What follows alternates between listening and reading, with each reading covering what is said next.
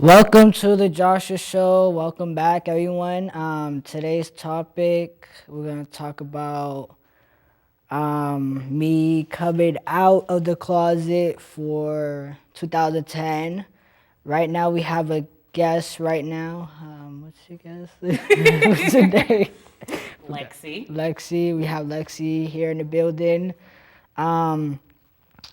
It kind of hard for me to come out the closet because it came out in 2010.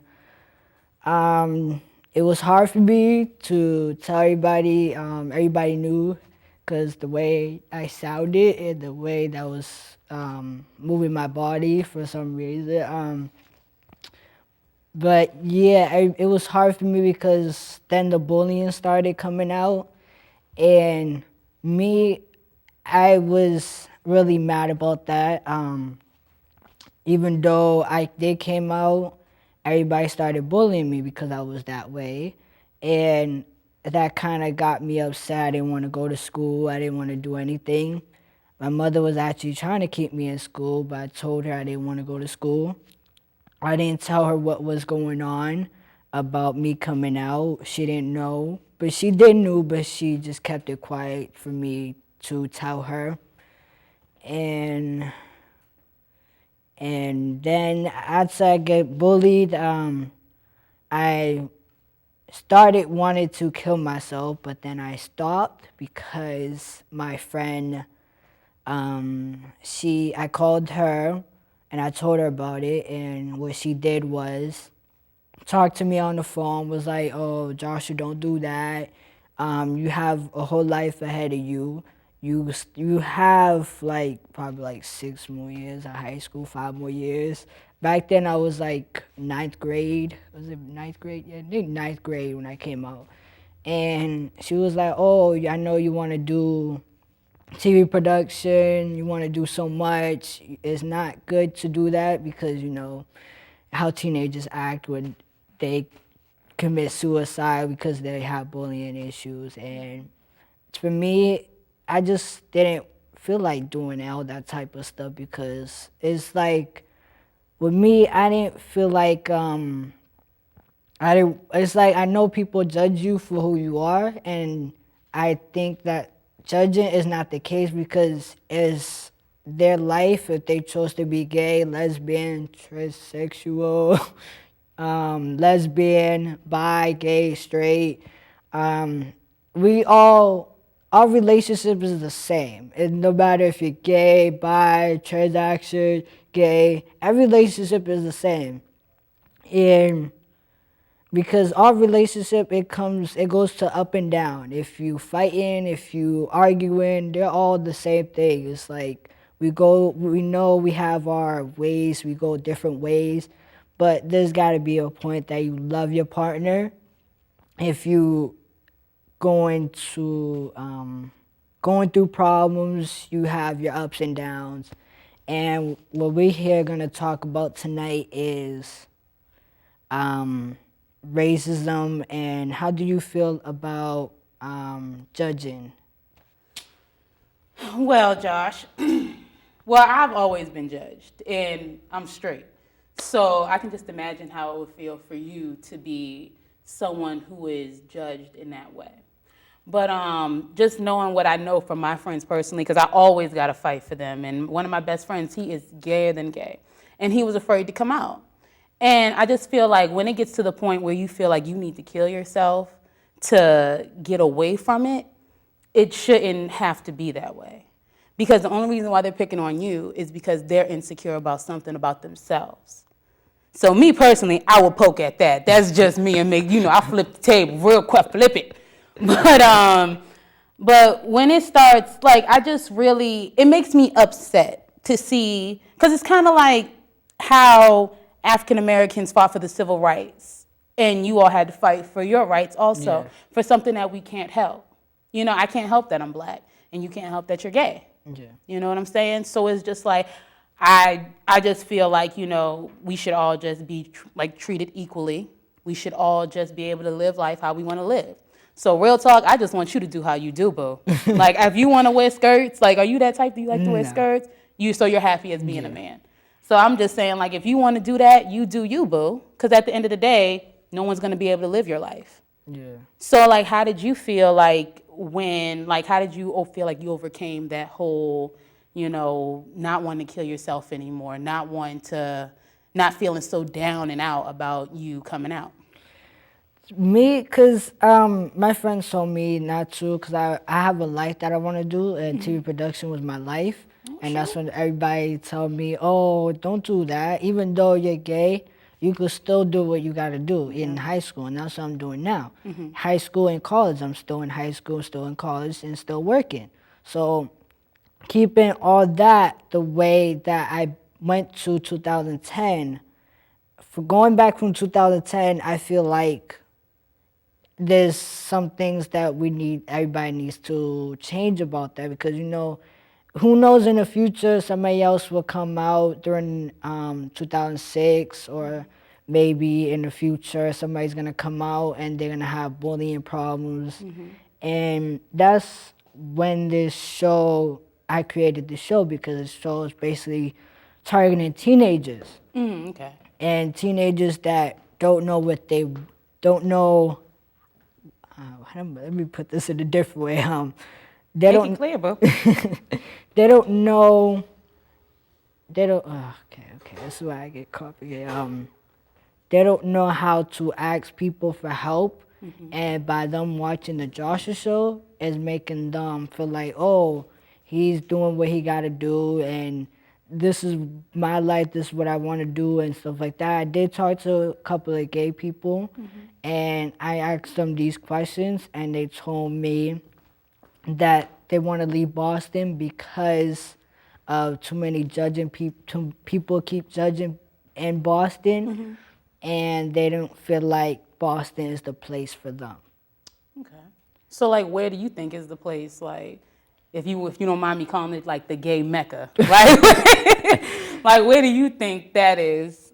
I think every city, because I know a lot of cities that have gay people there. It's not just straight by.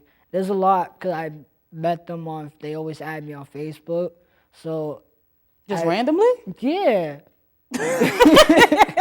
What? Wait a minute now. Okay. They just added anywhere. It was like, oh, hey, you're cute, this and that. And I was like, okay, I'm already with somebody, so I'm gonna accept you, but it doesn't mean that I'm gonna talk to you like that. But You be macking like that? to me, it's not called cheating, though. What? Okay.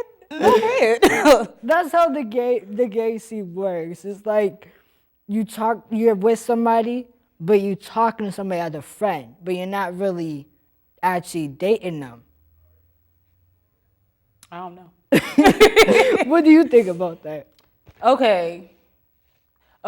So you said that you can talk to somebody, but you're seeing somebody, but you're not dating that person. Yeah. Is that what you said? Yeah. That made sense to you? Yeah. Okay. I know a lot of people that do that.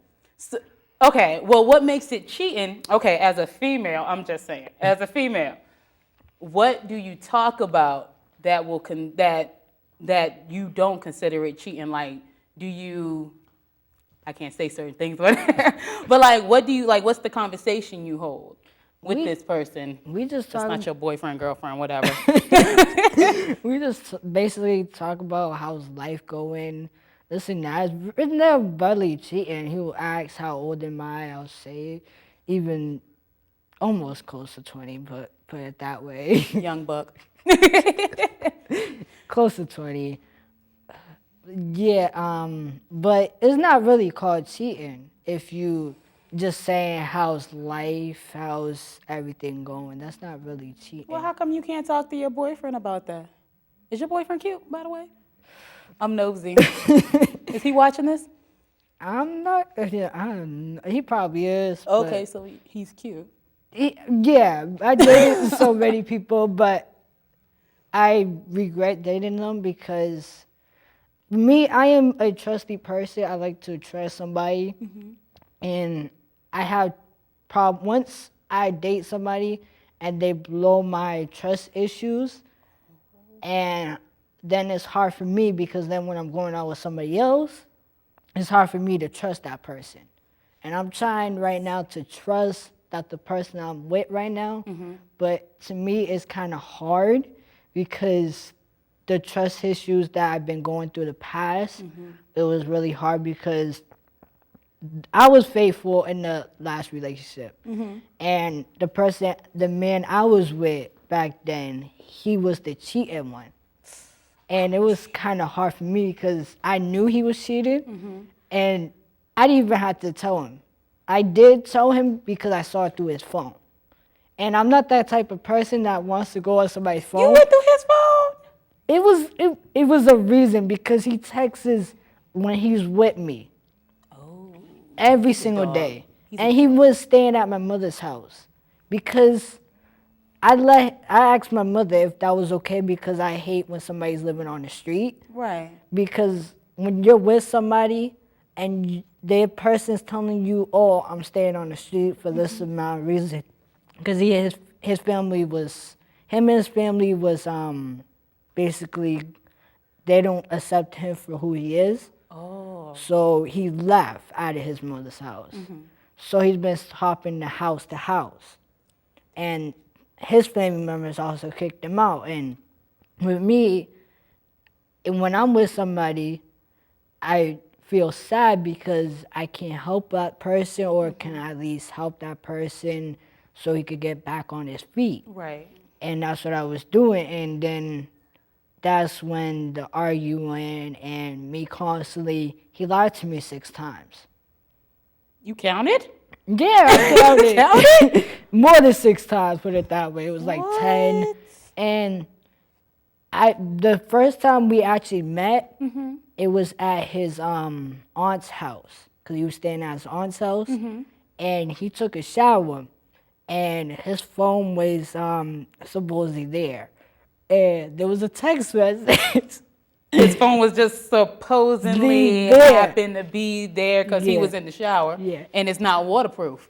So he can't take it in the shower. Yeah. So even though I didn't know his password and the phone was actually ringing, so I was like, why not look at it? Because, we just started going out, but I didn't want to do that.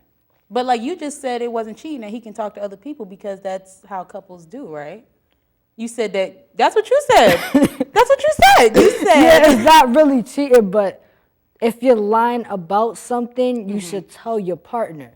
I mean, I have never been in a relationship at all, so I can't really tell you about like how that is. So you know more than me. So school me, young buck. School me. So I went through his phone, and I found out he was talking to my ex-boyfriend in the past.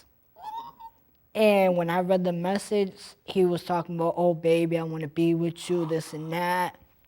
And when I was reading this message, you don't know how hard that was when I saw that and I was crying.